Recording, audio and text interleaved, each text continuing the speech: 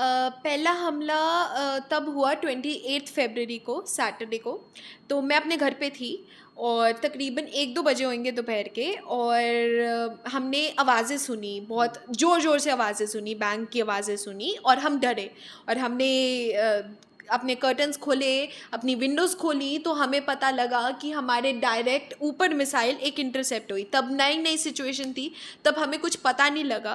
But 2-3 घंटे बाद ही news आने पता लग गई थी कि वेरियस लोकेशंस ऑफ दुबई में ऐसे मिसाइल्स इंटरसेप्ट हुई हैं, और कहीं जो नहीं हुई हैं वो गिरी भी हैं, जैसे फेयरमाउंट होटल पे गिरी हैं और T1 एयरपोर्ट पे गिरी हैं, बुर्ज अल अरब जो दुबई का सबसे बेस्ट होटल है उस पे भी गिरी हैं।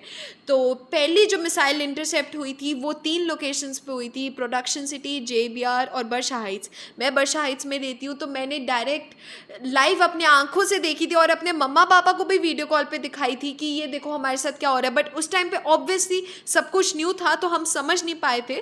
बाकी बाद में हमें पता लगा था कि वो एक ड्रोन था जो ईरान की तरफ से भेजा गया था।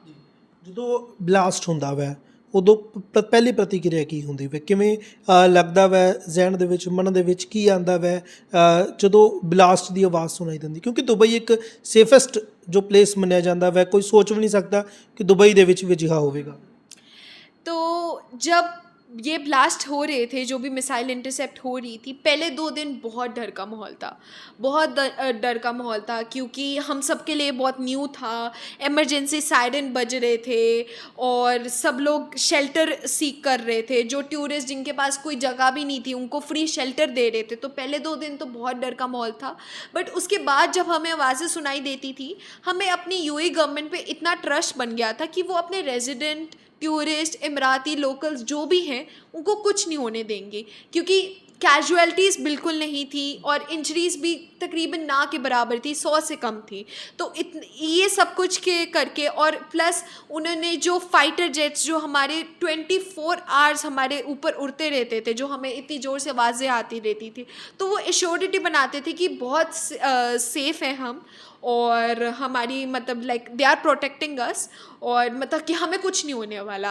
यूएई गवर्नमेंट ने पूरा मेक श्योर किया है अपने रेजिडेंट्स को सेफ़ रखने में, अपनी जो भी कोशिशें थी, जो भी फ्री फूड, खाना, शेल्टर, जिनके पास जगह भी नहीं थी रहने को, उनको दिया है। तो उन्होंने बिल्कुल भी बैकआउट नहीं मारा है, they were always there with us. उन्होंने लास्ट डे तक, मतलब अभी भी हमारे साथ हैं। अगर कोई भी प्रॉब्लम होती है, हम अपने इंडियन एम्बेसी को कॉल करते हैं, वो भी हमारी हेल्प करती है। अगर दुबई पुलिस को भी हेल्प करते हैं, वो विद इन सेकेंड्स हमारी हेल्प करते हैं। पेट्रोलिंग चलती रहती थी पुलिस कार्स की, हमें 24 आवर्स सायरन सुनाई देते थे कि पुलिस कार्स के सायरन चल रहे हैं इधर उधर। तो इस कारण बहुत सेफ्टी उन्होंने मेक श्योर की, ट्रस्ट मेक श्योर किया कि हमें कुछ नहीं होने वाला। बट डेफिनेटली पहले 2 दिन तो हमें डर लगा था, बट उसके बाद हमें ये था कि हाँ, थोड़ा सा डरते थे जब आवाज़ आती थी ज़रूर, क्योंकि मिसाइल्स ऊपर इंटरसेप्ट हो रही थी। बट फिर उसके बाद ये भी था कि एश्योरिटी थी कि हमें कुछ नहीं होने